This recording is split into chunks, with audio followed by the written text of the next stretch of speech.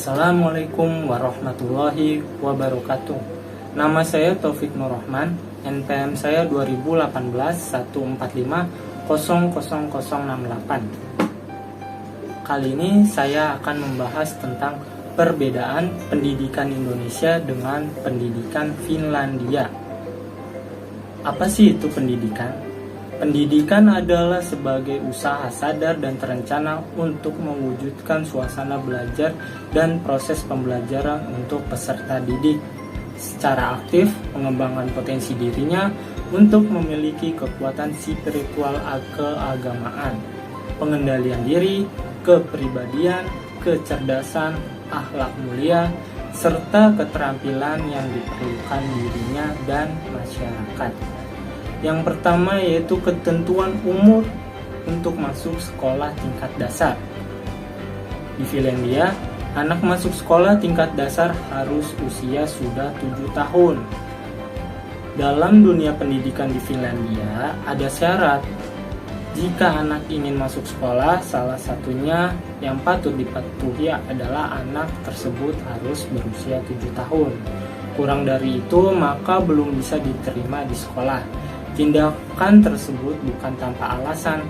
Di Finlandia mempertimbangkan kesiapan mental dari anak-anak tersebut ketika memasuki dunia sekolah.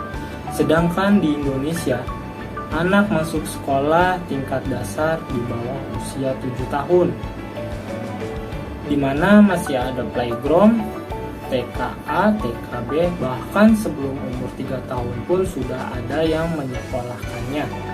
Meskipun memang cuma 1 jam dengan tujuan anaknya bersosialisasi. Masalahnya lagi, untuk masuk SD pun sekarang anak-anak di Indonesia diharuskan sudah bisa membaca. Yang kedua, tidak ada pekerjaan rumah atau PR. Di Finlandia, siswa hanya diberikan PR sedikit, dan itu juga PR siswa yang disukai. Tanpa adanya PR, mahasiswa Finlandia bisa dengan leluasa mengerjakan hal lainnya di luar pendidikan. Bisa digunakan untuk bermain, untuk mempelajari hal lain yang menjadi hobinya. Anak-anak juga tidak merasa tertekan dengan memiliki beban PR. Finlandia merasa waktu belajar sudah cukup baik di sekolah. Sedangkan di Indonesia, siswa diberikan tugas PR yang cukup banyak. Satu kelas berisi 40 siswa dan semuanya pulang ke rumah membawa tumpukan tugas yang menyita waktu bermain mereka. Kegiatan di kelas pun hanya mendengarkan ceramah dan mengerjakan puluhan soal-soal. Selanjutnya yaitu tahap memberikan ujian. Di Finlandia hanya 1 ujian yaitu pada usia 16 tahun.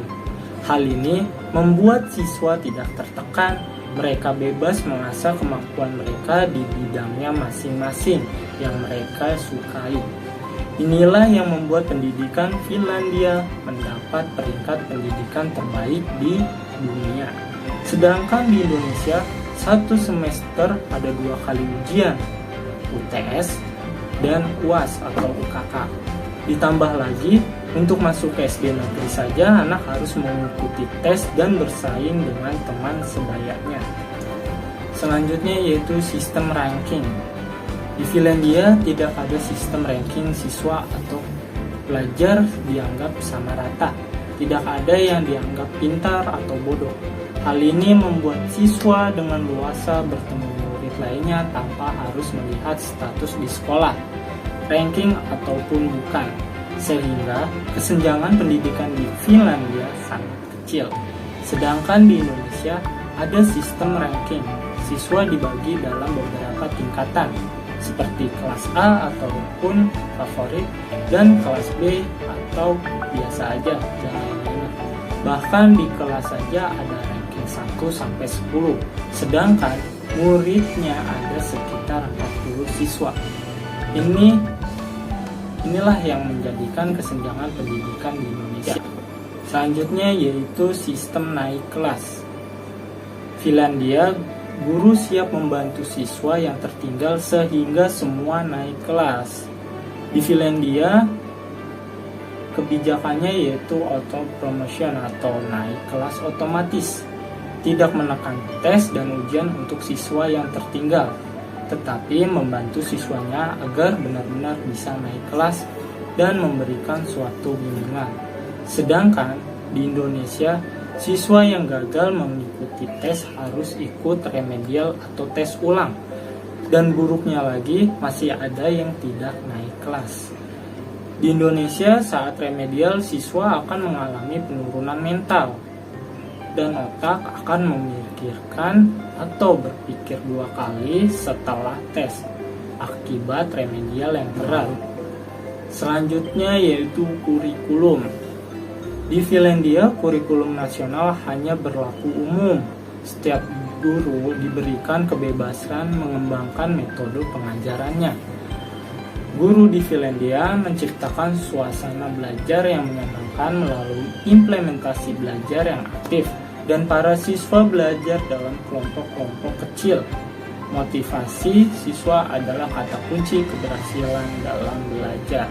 Sedangkan di Indonesia, guru wajib mengikuti kurikulum dari pemerintah yang hampir setiap 5 tahun berubah-ubah, yang mengakibatkan guru tidak siap untuk mengimplementasikan kurikulum yang sering berubah-ubah tuh. Selanjutnya yaitu biaya pendidikan. Di Finlandia, orang tua tak perlu pusing memikirkan soal biaya pendidikan karena semuanya gratis. Tak hanya itu saja, sekolah di Finlandia juga menggratiskan biaya makan siang, transportasi, dan kesehatan. Di Finlandia memiliki aturan yang ketat, yaitu tidak memasang biaya pendidikan yang tinggi. Sekolah dimanapun dianggap sama. Mereka tak mengenal sekolah unggul ataupun favorit. Memang sistem seperti ini mungkin berjalan karena kemajuan perekonomian Finlandia.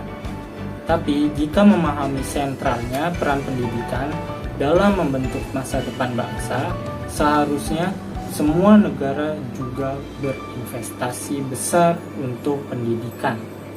Sedangkan di Indonesia, meskipun sudah ada beberapa wilayah yang menetapkan pendidikan gratis, masih banyak pungutan-pungutan yang harus dibayar siswa atau orang tua kepada sekolah, seperti uang lab komputer, lab bahasa, uang kas, dan lain-lain.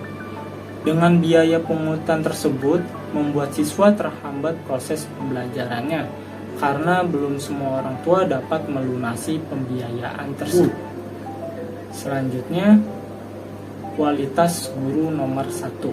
Di Finlandia, guru adalah profesi yang sangat dihormati, dan sebagian besar guru SD memegang gelar Master S2.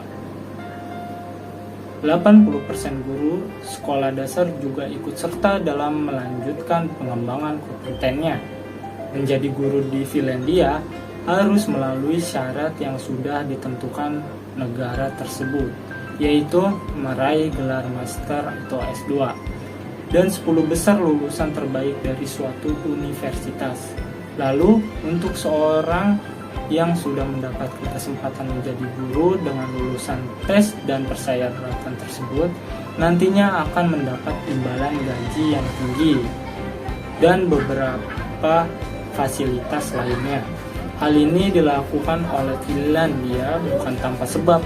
Bagi negara ini, menjaga kesejahteraan guru sama pentingnya dengan keberhasilan seorang anak.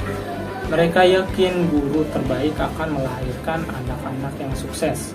Sedangkan di Indonesia, status guru, apalagi non-PNS, masih sering diremehkan dan dianggap pekerjaan yang kurang mencukupi kebutuhan hidup. Sulitnya guru di Indonesia mendapatkan biaya dari pemerintah untuk melanjutkan jenjang master atau S2, dan guru honorer mendapat gajinya di bawah UMR. Bahkan, guru di daerah terpencil rela untuk mengajar walaupun tidak dibayar. Sekian dari saya. Terima kasih. Wassalamualaikum warahmatullahi wabarakatuh.